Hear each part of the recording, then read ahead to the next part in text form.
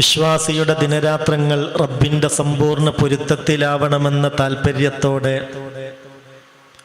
ഈ അനുഗ്രഹീത സംഗമത്തിൻ്റെ തുടക്കത്തിൽ ഏതാനും ചില കാര്യങ്ങൾ ജീവിതത്തിൽ പുലർത്താൻ സൂക്ഷിക്കാൻ നമ്മൾ ഓർമ്മപ്പെടുത്താറുണ്ട്. ആ കൂട്ടത്തിൽ ഭക്ഷണമര്യാദ പാലിക്കുക എന്നത്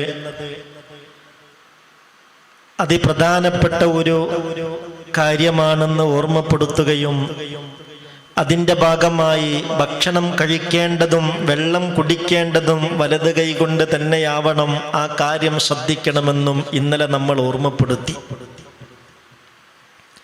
എല്ലാവരും പറയുന്ന കാര്യങ്ങൾ ഗൗരവമായി ശ്രദ്ധിക്കണം. ഇതൊന്നും നിസ്സാരമാണെന്ന് കരുതരുത്. മുത്തുനബിയുടെ സുന്നത്തിലേക്ക് നമ്മളുടെ ശ്രദ്ധയെ ക്ഷണിക്കുകയാണ്. കേവലം ഒരു ഭക്ഷണം കഴിക്കുന്ന കാര്യം മാത്രമല്ല, എല്ലാ നന്മകൾക്കും വലതു ഭാഗത്ത് മുന്തിക്കുന്ന ഒരു സ്വഭാവം നമ്മളിൽ ഉണ്ടായാൽ നമ്മൾ അറിയാതെ ഒരുപാട് സുന്നത്തുകൾ ഇൻഷാ അല്ലാഹ് നമ്മുടെ ജീവിതത്തിൽ ഉണ്ടാകും. അള്ളാഹു തൗഫീക്ക് തരട്ടെ. നമ്മുടെ നബി അങ്ങനെയായിരുന്നെങ്കിൽ നമ്മളും അങ്ങനെ ആവാൻ ശ്രമിക്കണം. അന്നനബി സല്ലല്ലാഹു അലൈഹി വസല്ലം കാന യുഹിബ്ബു തയാമുന ഫീ ശഅനിഹി കുല്ലിഹി. ഹബീബിന്റെ എല്ലാ നല്ല കാര്യത്തിലും വലതുഭാഗത്തെ മുന്തിക്കാൻ പ്രത്യേകം ഇഷ്ടപ്പെട്ടിരുന്നു, ശ്രദ്ധിച്ചിരുന്നു, ഉമ്മത്തിനോട് അത് ഓർമ്മപ്പെടുത്തുകയും ചെയ്തിരുന്നു. അപ്പൊ ആ നബിയെ മുറുകെ പിടിക്കലാണ് സ്വർഗത്തിലെത്താനുള്ള എളുപ്പവഴി.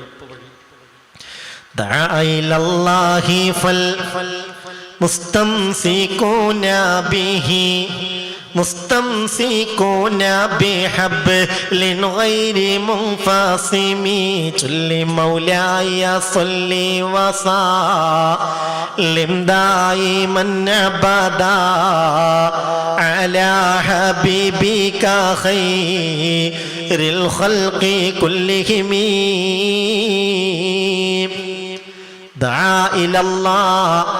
ആ നബി ആളുകളെ ഇസ്ലാമിലേക്ക് ക്ഷണിച്ചു, അള്ളാഹുവിലേക്ക് ക്ഷണിച്ചു. നബിയുടെ ജീവിതം തന്നെ എന്തായിരുന്നു?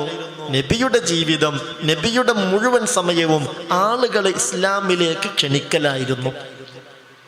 അള്ളാഹു നമുക്ക് തൗഫീക്ക് തരട്ടെ. അത് വലിയ സംഗതിയല്ലേ? അള്ളാഹ്ക്ക് ഭയങ്കര ഇഷ്ടല്ലേ? യഹ്ദിയല്ലാഹു ബിക റജുലൻ വാഹിദാ ഖൈറും മിനദ് ദുനിയാ വമാ ഫീഹാ. സഹോദരാ ശ്രദ്ധിക്കണം, സഹോദരി ശ്രദ്ധിക്കണം. നിന്നെ കൊണ്ടൊരാൾ നേർമാർഗത്തിലാവുക എന്നതാണ്, നിന്നെ കൊണ്ടൊരാൾ സ്വർഗത്തിന്റെ വഴിയിലേക്ക് ചേരുക എന്നതാണ്. ഖൈറും മിനദ് ദുനിയാ വമാ ഫീഹാ. ഈ ദുനിയാവും അതിലുള്ള മൊത്തവും ഒരാൾക്ക് കിട്ടുന്നതിനേക്കാൾ ഖൈറ് ഒരാളെ ഹിദായത്തിന്റെ മാർഗത്തിലേക്ക് ചേർക്കാൻ അവസരം കിട്ടലാണ്. അതുകൊണ്ടാണ് ഞാൻ നിങ്ങളോട് പറയുന്നത്, എത്രയോ ആളുകൾ നമ്മുടെ ഈ മജ്‌ലിസ് ഈ വിവരം അറിയാത്തവരുണ്ട്. ഒരു 2-3 ദിവസമൊക്കെ അവരുണ്ട് കൂടി കിട്ടിയാൽ പിന്നെ അവർക്കിത് ഇതൊരു ലഹരിയായി മാറുക എന്ന് പറഞ്ഞാൽ വലിയ സംഗതിയല്ലേ? ഇതൊരു ഇഷ്ടപ്പെട്ട സംഗതിയാവുക, ഇതിനോട് കൽബിൽ താല്പര്യം ഉണ്ടാവുക എന്ന് പറഞ്ഞാൽ അത് വലിയൊരു ഖൈറല്ലേ? അങ്ങനെ ഒരാള് ഈ ഒരു നേരിന്റെ മാർഗത്തിൽ കൂടാൻ നമ്മുടെ ഈ മജ്‌ലിസ് കാരണമായാൽ, നമ്മൾ അതിനൊരു പ്രവർത്തനം ചെയ്താൽ, അതിന് നമ്മൾ കാരണക്കാരിയായാൽ അൽഹംദുലില്ലാ, ദുനിയാവും അതിലുള്ളതും കിട്ടുന്നതിനേക്കാൾ ഖൈറാണെന്ന് ആര് പറഞ്ഞു? ഹബീബ് മുഹമ്മദ് മുസ്തഫ.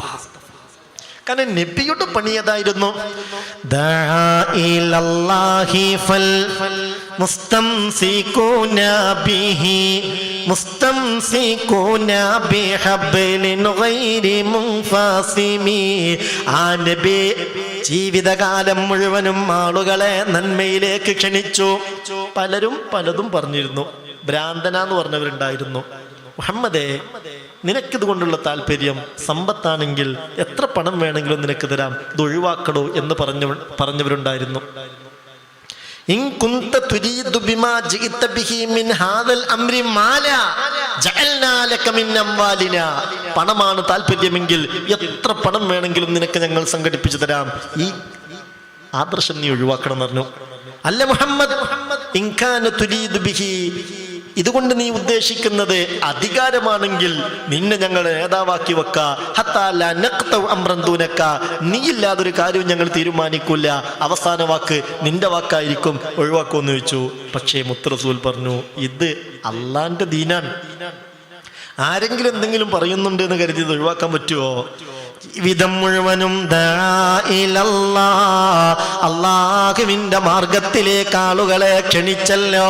അതുകൊണ്ട് ഫൽ മുസ്തംസികൂന ബിഹി, ആരാണോ ആ നബിയെ മുറുകെ പിടിക്കുന്നത് അവര് മുസ്തംസികൂന ബിഹബ്ലിൻ ഗൈരി മുൻഫസിമി, അവര് ഒരിക്കലും പൊട്ടാത്ത കയറാണ് മുറുകെ പിടിക്കുന്നത്.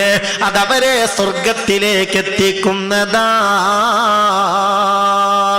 അള്ളാഹു തൗഫീഖ് തരട്ടെ. ആമീൻ പറഞ്ഞേക്ക്, അള്ളാഹു തൗഫീഖ് തരട്ടെ. അപ്പൊ ആ നബി അങ്ങോട്ട് മുഴുവനായി മുറുകെ പിടിക്കുക എന്ന് പറഞ്ഞാൽ നബി തങ്ങളുടെ ചര്യയെ മുറുകെ പിടിക്കുക. നബി തങ്ങൾ ഏത് നന്മക്കും വലതു ഭാഗത്തിന് പ്രാധാന്യം കൽപ്പിച്ചിരുന്നു.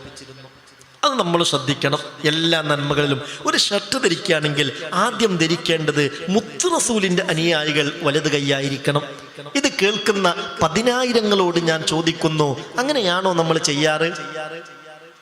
ആണെങ്കിൽ തന്നെ അത് മുത്ത് റസൂലിനെ ഇത്തിബാഴ് ചെയ്തിട്ടാണോ? അതും ചിന്തിക്കണം. പൊതുവേ നമുക്കൊരു ബാലൻസ് വലത് കൈയിനായിരിക്കും. വലത് കൈ കൊണ്ടാണ് എല്ലാ കാര്യങ്ങളും നമ്മൾ ചെയ്യുക. അപ്പൊ അതൊരു പ്രത്യേക എയിം, ഒരു സുഖം നമുക്ക് വലത് കൈ കൊണ്ട് ചെയ്യാനുണ്ടാവും. അപ്പൊ ഈ കൂട്ടത്തിൽ വലത് കൈയാണ്, ഷർട്ടിന്റെ വലത് കൈയാണ് ആദ്യം ധരിക്കാറ്. എന്നാൽ അത്തരക്കാർ ചിന്തിക്കണം, ഞാൻ എൻ്റെ നബിയെ ഇത്തിബാഴ് ചെയ്തിട്ടാണോ അത് ചെയ്യുന്നത്? അങ്ങനെയാണെങ്കിലേ അതിന് കൂലിയിട്ടുള്ളൂ. നിങ്ങൾ ഉറങ്ങുന്നുണ്ടാ? ശ്രദ്ധിക്കണില്ലേ? സംഗതി ഞാൻ വലത് കൈ തന്നെയാണ് ആദ്യം ഇടാറ്. പാൻറ് ധരിക്കുമ്പോൾ ആദ്യം വലത് കാലിന്റെ പാൻറ്റാണ് ധരിക്കാറ്. ശരി. പർദ്ദടുമ്പോ ആദ്യം വലത് കൈയാണ് ഇടാറുള്ളത്. ശരി. അങ്ങനെയാണെങ്കിൽ അങ്ങനെ ചെയ്യുന്നവർ ചിന്തിക്കണം, റബ്ബേ ഇത് ഞാൻ എൻ്റെ നബിയെ ഇത്തിബാഴ് ചെയ്തിട്ടാണോ എന്ന് ചിന്തിക്കണം.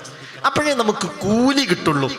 അപ്പോഴേ നമ്മൾ മുത്ത് റസൂലിന്റെ സുന്നത്തിനെ ഇത്തിബാഴ് ചെയ്തവരായി മാറൂ. അല്ലാഹുമ്മ സല്ലി അലാ സയ്യിദിനാ മുഹമ്മദ്. അല്ലാഹു തൗഫീഖ് തരട്ടെ. ആമീൻ പറഞ്ഞേക്ക്, അള്ളാഹു തൗഫീഖ് തരട്ടെ. തുണി എടുക്കുമ്പോൾ സ്വാഭാവികമായും ആദ്യം ഏത് ഭാഗത്തേക്കാ തുണി എടുക്കേണ്ടത്? ആദ്യം വലതു ഭാഗത്തേക്ക് എടുക്കണം, പിന്നീട് ഇടതു ഭാഗത്തേക്ക് എടുക്കണം. അങ്ങനെയാണ് ചെയ്യേണ്ടത്. എല്ലാ ഘട്ടത്തിലും വലതു ഭാഗത്തെ മുന്തിക്കുക. ഇതിന് വലിയ പ്രാധാന്യമുണ്ട്. പറഞ്ഞില്ലേ, ചെരുപ്പ് ധരിക്കുമ്പോൾ ഇദം തഅലഹദുകും ഫൽയബ്ദഅ ബിൽ യുംനാ ഫഇദാ നസഅ ഫൽയബ്ദഅ ബിശ്ശിമാൽ. നിങ്ങളിൽ ഒരാൾ ചെരുപ്പ് ധരിക്കുകയാണെങ്കിൽ ആദ്യം ധരിക്കേണ്ടത് വലത് കാലിന്റെ ചെരുപ്പാണ്. അതിന് കൂലി കിട്ടും. എപ്പോ?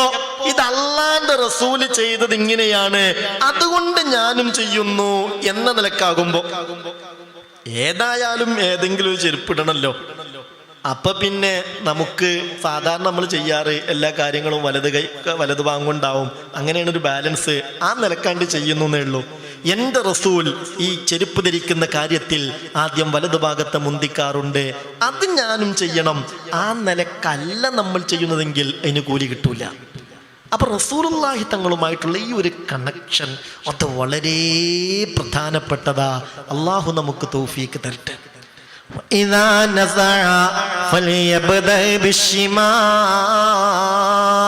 ചെരുപ്പ് അഴിച്ചു വെക്കുമ്പോഴോ ആദ്യം അഴിച്ചു വെക്കേണ്ടത് ഇടതുകാലിന്റെ ചെരുപ്പാൻ.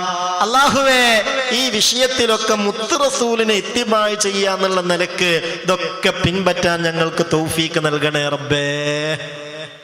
ആമീൻ പറഞ്ഞേക്ക്, അല്ലാഹു തൗഫീഖ് തരട്ടെ.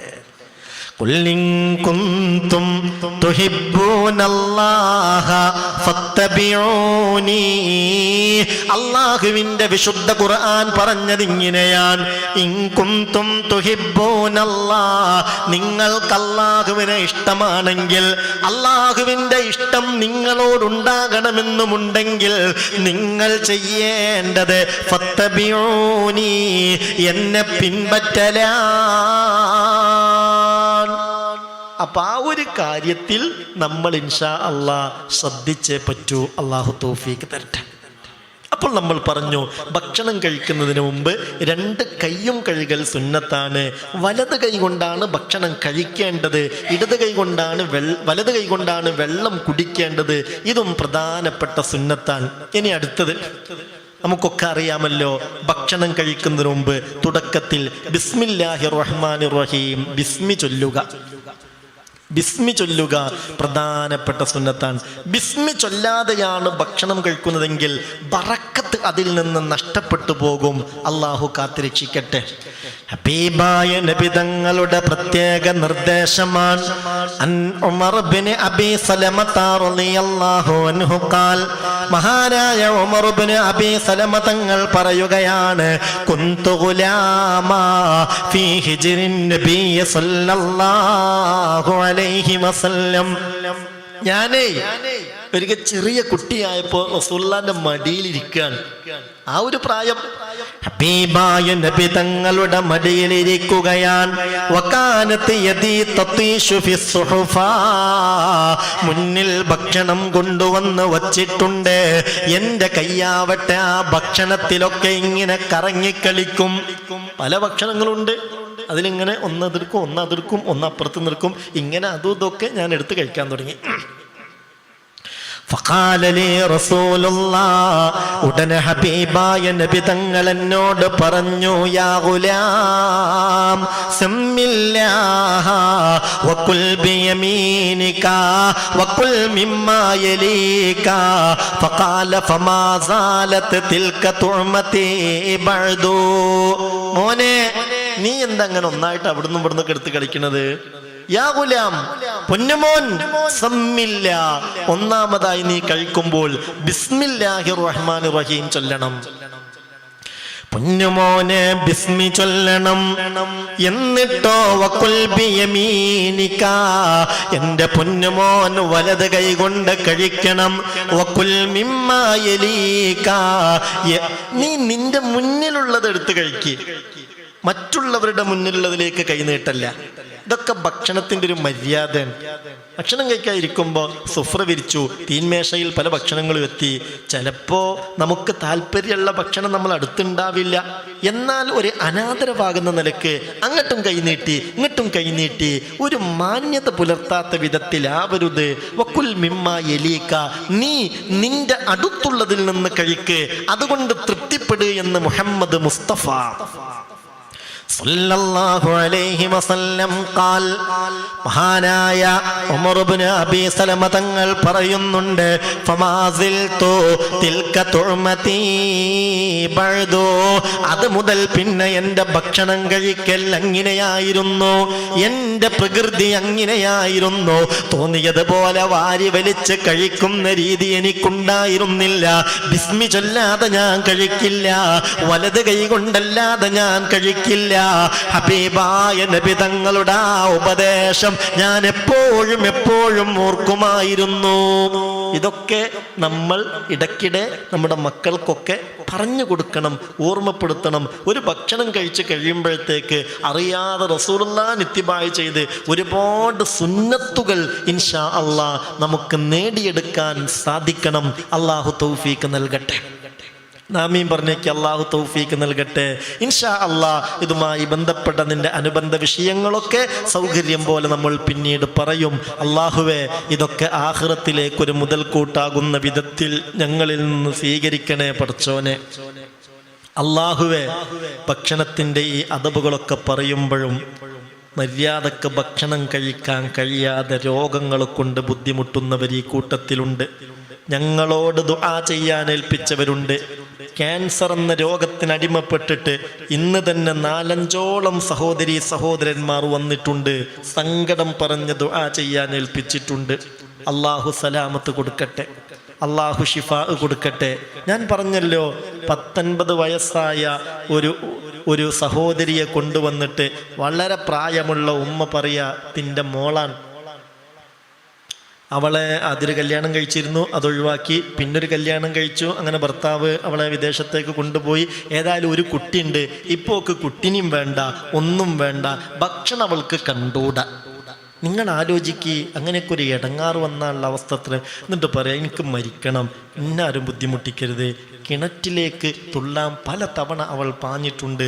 പൊന്നാരസ്താദെ, ആ സഹോദരിയെ കൊണ്ടുവന്നിരുന്നു. വല്ലാത്തൊരു ഇരുത്താണ്. അതൊക്കെ വലിയ പരീക്ഷണാണല്ലോ. അള്ളാഹു അസ്മാഉൽ ഹുസ്നയുടെ ബറക്കത്ത് കൊണ്ട് സലാമത്ത് കൊടുക്കട്ടെ, അള്ളാഹു ഷിഫ കൊടുക്കട്ടെ. അതുപോലെ 60 വയസ്സുള്ളൊരു സഹോദരൻ വല്ലാതെ വിറച്ച് പ്രയാസപ്പെട്ടു വന്നു. എന്നിട്ട് പറഞ്ഞു, ജന്മനാ എനിക്ക് അപസ്മാരാണ്, ഇത് നിന്നെ കൊണ്ടല്ലാതെ പോകുന്നൊരു പ്രതീക്ഷയില്ല, എന്നെ കൊണ്ടേ ഇത് പോകൂ, ഞാൻ വല്ലാതെ കുടുങ്ങിയിട്ടുണ്ട്. അപ്പോഴും ആ സഹോദരൻ ഇങ്ങനെ വിറച്ചുകൊണ്ടേ നിൽക്കുന്നു. പലവിധ രോഗങ്ങൾ, അന്നനാളത്തിന് ക്യാൻസർ പിടിച്ചൊരു സഹോദരൻ, 38 വയസ്സേ ഉള്ളൂ, വിദേശത്ത് പോയതാ. ഭക്ഷണം കഴിക്കുമ്പോൾ ഛർദി ടെസ്റ്റ് ചെയ്ത് നോക്കുമ്പോൾ ക്യാൻസറാണ്. നമുക്ക് നമ്മുടെ റബ്ബിനോട് പറയാം, നമ്മുടെ മുന്നിലുള്ള പരിഹാരം ഇലാഹായ റബ്ബിലേക്ക് സമർപ്പിക്കൽ മാത്രമാണ്. അതിനാവശ്യമായതൊക്കെ നമ്മൾ ചെയ്യണം. അള്ളാഹു എല്ലാവിധ ഖൈറും സലാമത്തും സന്തോഷവും നമുക്ക് നൽകട്ടെ.